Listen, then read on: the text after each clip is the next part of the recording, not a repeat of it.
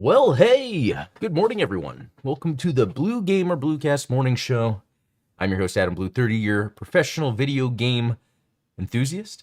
Yeah, we'll talk news, what I've been into gaming-wise, and whatever else happens. Morning, Ultronymous, good to see you. Yeah. To get started, I had an interesting day yesterday. I had the privilege of interviewing legendary video game developer David Jaffe. He's responsible for things like Twisted Metal and God of War. He'll always, say that it's a group effort, but the reason he's fun to talk to is because of his passion for like storytelling and cinematic experiences and gameplay, and so you can kind of see that his games embody that, and that's what he likes to talk about. So he has this channel, a YouTube channel that he decided to retire from game development. And he has a YouTube channel. It's so fun. It's like hanging out with friends because there's joking going on, and sometimes the chat can be toxic, but isn't that everywhere? And he does a great job of handling it, and it's hilarious how he does. But he's also very nice, very funny. So anyway, it was crazy that I decided, it was like a couple months ago. I had occasionally reached out to him, sent him links and stuff, and like he'd respond, always be nice. But I was like, hey, can I do an interview with you? And then I think he said sure, and then the time came and it passed. He goes, oh, I'm sorry, was this today? And I was like, yeah, no worry, because even in my mind, I'm thinking, this guy, has a lot going on. Who am I? And then he goes, yeah, just remind me. And so I reminded him, and then he got with me. We were going to be recording locally, like offline, and then I would post it to Blue Gamer. It was like, hey, you want to just stream on my show? I was like, yeah, let's do it that way, because I think it makes me feel better, because then he is generating content there on the spot. And he was like, yeah, we don't even have to read chat. It could just be us talking. And I really appreciate it. The depth we can go into with movies and video games. We're about a decade apart, but it's still like, it's like when I'm talking with Steven or Jim X or Ultronymous. Like, we all have this passionate energy for a lot of this stuff, and yeah, it's just fun. But what helps with me is he's a bigger personality in terms of his influence, his visibility. So part of this was really me trying to leverage that to also gain some followers. But I'm doing it through him because I think he's the most fun. And so it'd be cool to interview some other developers or people in the, not necessarily programmer developers, but anyone in the video game space professionally. So if you guys have suggestions or people let me know, because I want to kind of have that happen on my channel a lot. That would be great. So anyway, so that interview though that I did on his, you could go to David Jaffe's channel and watch it, but I'm actually going to post it on my channel. I'm going to just pretty it up a bit. He had some ticker stuff with my information, so which was so nice of him to do, but I'm just going to remove it just to have him and me, and just cut the beginning and end just to make it like just the interview. Get people to that don't know about him or his channel, find him, because he's the type of video game talk I like to do. So anyway, enough about that. That was really cool though. But you know what? I didn't play any video games yesterday. Part of it was all this, interviewing, but work has been really busy this week. Yeah, what else? And I've been working on music also, but I can totally tell this weekend I am going to be gaming quite a bit. So let's see what topics I've brought up today. There's quite a few things, some things that I even missed discussing. Let's start with something that actually got released or put out into the wild yesterday, right after my show, but a Dead Rising Deluxe remaster. As much as I would like a whole other Dead Rising game, this is a great idea. The first Dead Rising is excellent. Having it, and it's, although they are saying remaster, not remake, which I feel like when it comes to remakes and remasters, that lingo is kind of thrown around a lot. I wonder if remaster sounds better than remake to the public. Like, I don't know, because from what I saw, it looked like a remake. But let me see something. Hold on. Hold on. Dead Rising Remaster um engine?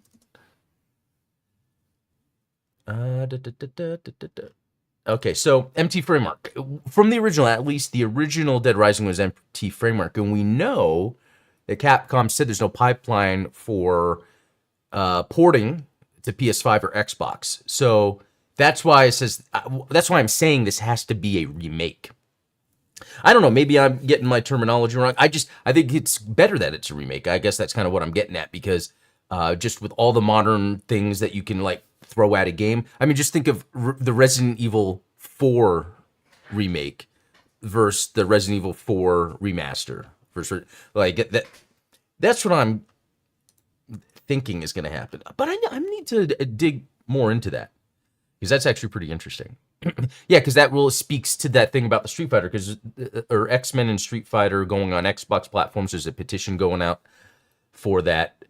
But yeah, if it's that this isn't using MT Framework, that means it is a remake. Yeah, it's using RE Engine. So this really is a remake, and that is really cool. And so that explains why X-Men vs. Street Fighter, they said, we're still on MT Framework for that, so... Okay, interesting stuff. Anyway, I'm looking forward to this. Capcom next. Let's see. I guess, yeah, is there like a Capcom, another Capcom show? I thought they already had something, but yeah, this thing July 1st. Okay, maybe they didn't already have. I'm thinking of all the Summer Game Fest stuff.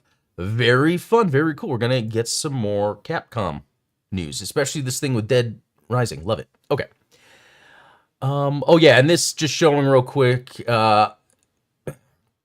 David Jaffe's Twitter. He posted live on Blue Gamer Show, even though I was on his channel. Like, what a cool guy. What fun. I keep thinking about it.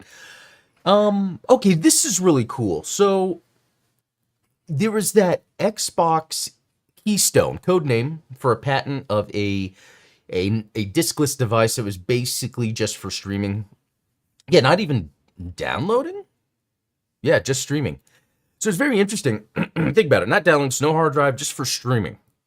But they couldn't get the cost down enough to kind of balance that manufacturing cost versus the cost for the consumer. And that's interesting because, Sony, I feel like, is a different type of company where they're like, well, we're just going to release some weird tech and just see what sticks.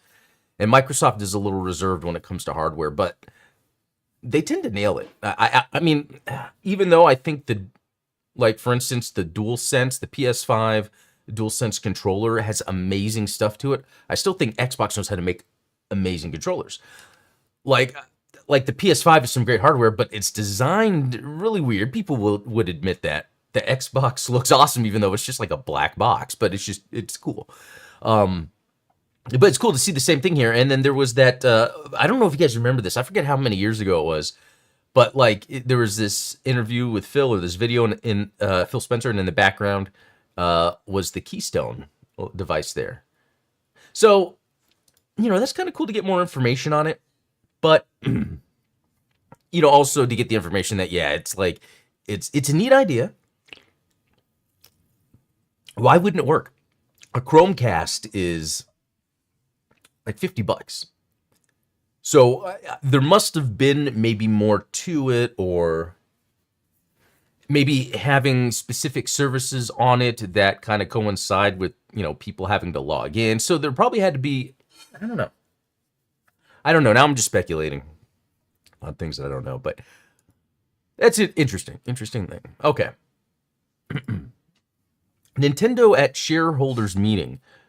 We're aware of and have taken steps to prevent leaks. So this has to do with all of those leaks that were going on, which was very interesting because I guess how they were able to figure out where they were coming from was by not releasing certain information in their sort of marketing pipeline that they normally would. And because of that, then there was a lack of leaks. And they're like, okay, it had to do with this person. But it's interesting that that's something that's talked about, during...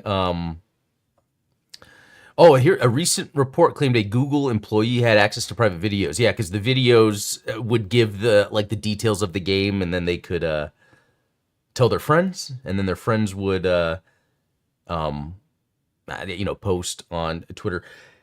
But that's kind of crazy that in this instance it's like a third party, and that's kind of a big deal. Like even in my line of work where I do like cloud security, and the big deal is when you have content and you're working with outside vendors, like, and that's the thing. You would think Google would. I mean, this person is probably going to be in a lot of trouble because they're pretty much breaking contracts, laws, just thinking of all the compliance and the security required, especially international companies. Like, I think that's bigger than we think on the outside. So anyway, just that's always interesting stuff. Oh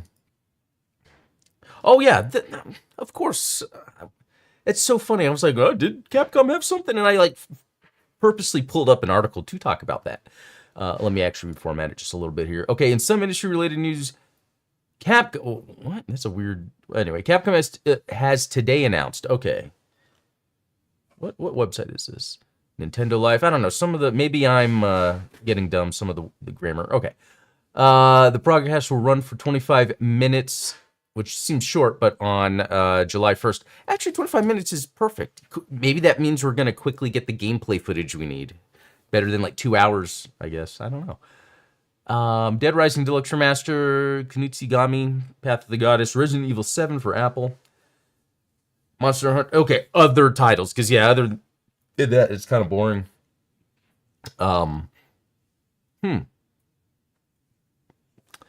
Yeah, I want to get more information on this Dead Rising remaster. I'm excited about that. Okay, I thought this was funny. I have to like look at it to read it to say it right. Hidetaka Miyazaki says, "I absolutely suck at video games, but still got through Elden Ring by using every scrap of aid that the game offers." But you know what? I don't think it has to do with sucking at video games. I think these games are just made to be obtuse and very like, okay, what am I supposed to do? And with that sort of lack of confidence, I think it then makes it harder when you come up against a boss or an enemy. But once you start understanding it, which I think as he's saying that,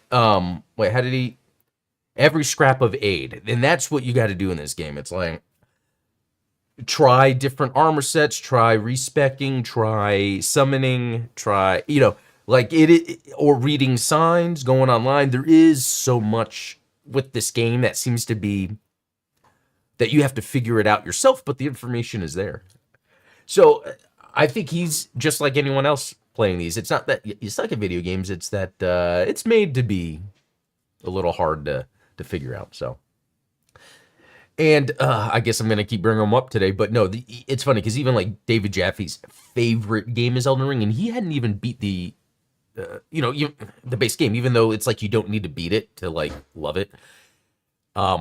It's that sort of thing. Like Elden Ring is just awesome. I've had my fill though, I think. We'll see. I'll come around. Just like I had a nearly 10-year gap or more of playing Castlevania games. I guess, yeah, there wasn't that many that were out, but I never beat Order of Ecclesia, and I just kind of moved on, and I was like, I'm done, and then now I'm fully back in, so. All right, let's look at some video game news. I'm going to refresh real quick just in case something new popped up.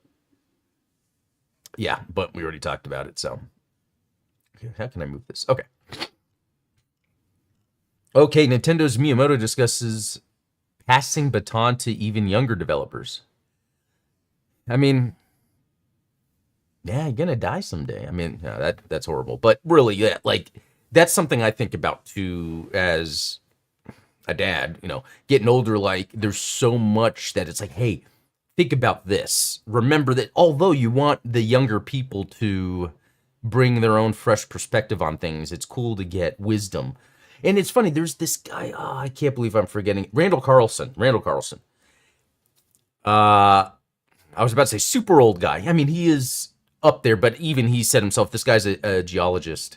And, it's like he doesn't have anyone to look up to, because at his age, it's like he has to then, okay, this is all of my knowledge. I'm trying to learn more. I need these younger people to come in and kind of carry that baton.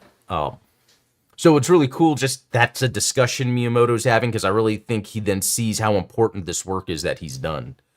And I think video games should be treated that way. It's interesting how there's not like a Xbox or PlayStation developer that has kind of been there the whole time as kind of like the goalposts for as they move forward. Nintendo's really been the only company to do that, and it's actually really interesting. I think it's what makes Nintendo cool but different at the same time. Frostpunk 2 launch delayed until September 2024. The screenshots look great. Not that I didn't like the first one. The first one didn't intrigue me. But I like RTS. Isn't this the same thing with Elden Ring? I was just talking about with Castlevania. I will do these gaps where I don't play RTSs for a long time, and then I come back. And actually, yeah, last year I came back, finally beat Company of Heroes 2, and that was a lot of fun, actually. Legend of Zelda Echoes of Wisdom is now available for pre-order. I have no reason to pre-order it, but I'm going to play it day one. I guess pre-ordering makes sense if it's like if you buy it ahead of time and then you can pre-install. I think Elden Ring was like that because, well, no, not really. On Elden Ring, it was just PC. It came out earlier, but let's see. Roblox working on adding 4D generative AI tools to its platform. So yeah, Roblox, if you don't know, well, bigger than Fortnite, makes tons of money. Probably the biggest platform. My son has even made games in Roblox. It's pretty cool. But what's 4D? To make 3D objects more dynamic by using generative AI text or voice prompts to create a drivable race car, for example. Wow. Okay. I might need to look more into this. I would love, in my line of work too. I was just talking about cloud security. I also do a little bit of AI stuff, and a lot of that is like consulting on like how to prompt based on certain situations, and that's so fun to do. Like, I love to do that in video game development, so I'm gonna have to get with my youngest to see if he's seen any of this stuff or aims to use these tools. So it could be that it's not really available yet. I mean, all I'd have to do is read the article, but I'm pretty lazy. Okay, let's move on. That is weird. I'm having some weird graphical glitches on my PC this morning, and I was like, oh man, OBS is gonna crash, and then did it, and I'm like, okay. More users choosing to play games on Steam with controller. It's just a weird title, because I think that's just kind of like the nature of it, right? The way games are being built nowadays. When you play games on PC, the mouse and keyboard was already there, so that was the interface. Once consoles became bigger and bigger, it's like, oh, we can just hook up a controller to a PC. And I mean, that's kind of especially nowadays, I guess the past 5 or more years where you see younger generations really kind of be like, okay, I just need a PC, instead of like, oh, PlayStation, Xbox. Like, they then get a controller. Like, it's just for younger people that didn't grow up with Steam coming out later, having a controller on your PC is just normal. I mean, both of my boys that have PCs have controllers. That's how they primarily play. Although every once in a while, depending on the game, they're like, yeah, mouse and keyboard. So, and I don't know if I'm going to get to this or if I got to it, but Hori, controller company, is actually coming out with a Steam branded or Steam like controller, which is interesting. I would love to check that out. I love controllers. Street Fighter movie is to be released in 2026. A new update on the upcoming Street Fighter movie has revealed that it will be released in 2026, despite the project losing its directors. Okay, so they're not even making it. In an update to IGN, Sony Pictures confirmed that the movie will be released on March 20th, 2026, but the company did not reveal who will now direct it, So far, all we know about the project is that it's being produced alongside Street Fighter publisher and developer Capcom, with directors Danny and okay. So, uh, like, I don't know how to start this next point, but there's these movies based off of fighting combat properties that then don't necessarily really double down on that component. You know, it's not like, okay, this is about fighting. Let's get some of the best martial artist choreographers. Let's get some of the, like Scott Adkins, for instance, is an awesome martial arts actor that is really in low budget stuff. He was in Doctor Strange. He played a background bad guy, but he's just a badass martial artist and he's a good actor. I think you need to use him for I was gonna say Ryu's Japanese, but like he looks like Ryu. Scott Adkins. Yeah, let me pull him up real quick. Is it Atkins or Adkins? It's Adkins. Like this dude, like he looks like a Street Fighter character. And you may have seen him before. Yeah, he was in John Wick, wasn't he? Yeah, in the fourth one. He had like a fat suit on. Like this guy is like this kind of underrated, like badass martial arts actor. And like he could easily play, like, let me look at my Street Fighter characters. All of them are non-white. So I mean Ken, he doesn't have a Ken look though. I would not have him play Ken. Maybe Vega, because of his stature. He's 5'10". Okay. I thought this guy was super tall.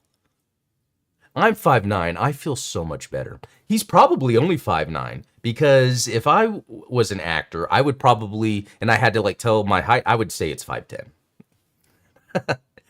Okay. So yeah, man, just these martial arts movies now, and that's what's funny. So Acolyte, right? Star Wars Acolyte, not too crazy about the show, like, and it has really nothing to do with like what a lot of people usually complain about online. To me, it's just it's not engaging or interesting. But that I think it's the 5th episode where they had lightsaber combat. That to me, and maybe I could revisit that later, what I'm about to say, but that was like the best lightsaber combat I've ever seen. I love the Obi-Wan Darth Maul fight. There's that one sequence where it's like shot very long. Again, that's like a Scott Adkins thing or more non-Hollywood way of filming where you actually... That's interesting because, yeah, episode 1 wasn't a Hollywood film. But it's the idea of choreographing a long fight scene without the camera cutting. I had a point I was getting at, and I didn't get to that. What was the point? Anyway, I'm just excited about martial arts movies, and they're not really that great anymore. Okay. Let me look at chat real quick. GMKLX, I could never stand playing keyboard. Yeah, for me, it was like the only option until... There was a controller that came out, the Sidewinder, in the 90s, that I used to play a basketball game called Full Court Press. And then after that, I think... Yeah, I didn't really start using a controller until it was more games started being like compatible, because sometimes you'd plug in a controller and then have to like map it, and it's like I don't want to do that. Let's see, Ultronymous. But if they do that, they can't get that Hollywood money because everybody knows the only way people are interested is with the same overused 5 actors and actresses. Yeah, which that's the other thing too that's going on now is they're not realizing. It seems like, well, it's not the actors or actresses that, you know, their fame that's going to sell anymore. It's going to be like genuine. Is it really going to be genuine quality? Because hasn't there been some quality stuff coming out that doesn't do? I don't know. I think there's so many elements you have to use to make something work out. So, Jim QLX, I want to see classic Hong Kong action movies again. Yeah, that's what I loved about the Ninja Turtles movie, which is a perfect example of what I'm talking about because they got Golden Harvest to produce it so that it was basically a Hong Kong martial arts film. And that's like what they're missing. And I think that's like, if you look at like this Blade movie that's not coming out, it's like, well, how come they can't get the Blade movie to work? Well, what was so cool about the first original Blade movie? It was the fact that Wesley Snipes was an actor, but also a badass martial artist choreographer. So he was choreographing these badass martial arts scenes, but he's also the main actor. So he has this like creative interest that he's making sure it works out. And that's why it worked out so well. That's why the third one didn't work out so well, because they tried to shoehorn in 2 extra characters, which could have worked, but you don't do it that way. And they cut Wesley Snipes' screen time. I mean, I think I know like some people will say it was hard to work with Wesley Snipes, but dude, if I was on set and they're doing Blade 3 and they're cutting his scenes to have more Ryan Reynolds and Jessica Biel, I would be completely disappointed and mad myself. Rumor is Wesley Snipes is going to be in Wolverine and Deadpool. That would be so amazing. I remember Wesley Snipes used to be too good at martial arts, and he had to slow himself down to work on camera. Wow, I wonder if I might have never heard that before. That's actually pretty neat. I mean, that's just how cool he is. He's okay. Let's see. Yeah, we're just reading that. The Switch remaster of Donkey Kong Country Returns will retail for $60. Interesting. I think that's too much, unless when we play it, we're going to see production values through the roof. But if you think of Switch hardware, I don't think that's really that can be the case. So, but they know people are going to buy it. I wonder if there'll ever be a time where Nintendo releases a game that they're like, yeah, $60, people are going to buy this, and then people don't, and they're like, and Nintendo's like, yeah, that didn't sell. I think there's just so many people that have Switches, you know? Okay. Let's see what else there is. Little Kitty Big City. You know what? I haven't played this game much since I first did, but I keep thinking about it. How a former Half-Life dev's game for his kids became an overnight success. Okay. That's why I liked it. It's this person that had this specific thing he wanted to do. Just that sentence alone tells me that, and that's really cool. Because it is a fun game. I like it way better than Stray. This really feels like I am like Cat. How would I know that? It's just more of as you're playing it, it's like, I don't know how to explain it. If you guys haven't tried it out, play it. What is it saying? Selling over 100,000 units within the first 48 hours. Wow. Congratulations. Over 1 million plays on Game Pass. Top 5 on Nintendo eShop. Congratulations. Okay, so Double Dagger Studio, helmed by Matt T. Wood. Oh, he began his career at 3D Realms. So he's got that pedigree. That's why when I play this game, I can just kind of feel it being a good game. I mean, this guy has that legacy behind him. That's really cool. A Way Out has sold 9 million. That seems cool. I haven't played it, but seems like I should. There's this developer's made a couple of those games, right, where they're kind of like co-op, and I haven't played them. Some layoffs, unionization stuff going on. Cool. Let's see what that means.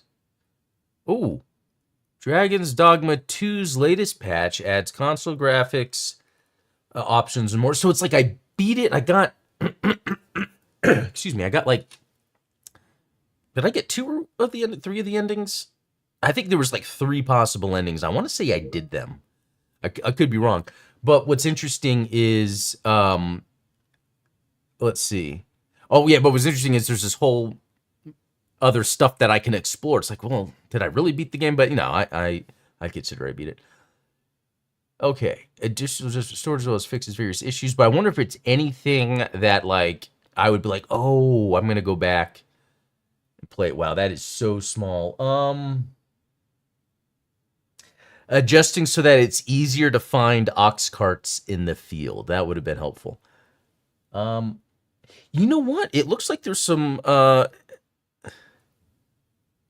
it looks like there's PC performance which it needed. So I might jump back in and like run around in a village, because that's kind of where it would that game is fun. It's just like Elden Ring for me. I could go back to that.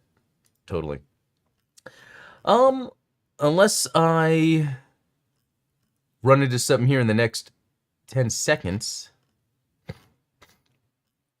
I think that's it. Yeah.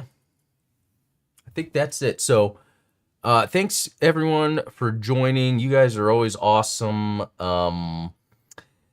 I think it's really because of you guys that interact with me on here and on Gundam Explain that like gave me that confidence that then I could get David Jaffe on the channel, and then maybe who knows who else. And it's a lot of fun. It's really cool. So thanks everyone. We will talk again tomorrow on Friday, which is a great day. So until then, be cool.